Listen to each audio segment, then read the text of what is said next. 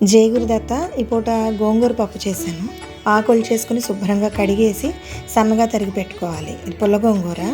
మినపప్పు, ఆవాలు, జీలకర్ర, పచ్చిమిరపకాయలు, ఉల్లిపాయ ముక్కలు, వెల్లుల్లిపాయలు ఇలా చితకొట్టి వేసాను, కానీ గుళ్ళ కింద కూడా వేసుకోవచ్చు. ఈ పోపు వేగిపోయిన తర్వాత గోంగూర వేసేసి ఒక్కసారి ఇలా అదివితే దగ్గరగా అవుతుంది. ఇప్పుడు సరిపడినంత ఉప్పు, వేపుడు కారం వేసుకోవాలి.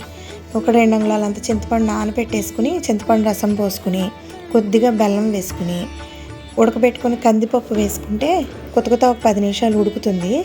చాలా బాగుంటుంది పప్పు. ఇది గోంగూర పప్పు. కొబ్బరికాయ పచ్చడికి కొబ్బరికాయ ఆడేసుకుని కొంచెం చింతపండు, వేపుడు కారం, ఉప్పు, బెల్లం, 2 పచ్చిమిరపకాయలు. ఇది పచ్చడి. మెంతి మజ్జిగకి ఆవాలు, మెంతులు, జీలకర్ర, వాము, పచ్చిమిరపకాయలు, ఎండుమిరపకాయలు ఈ పోపు వేయించుకుని మజ్జిగలో ఉప్పు, పసుపు, కరివేపాకు వేసి కలుపుకోవడమే. ఇది ఈ పూట నేను చేసిన వంట.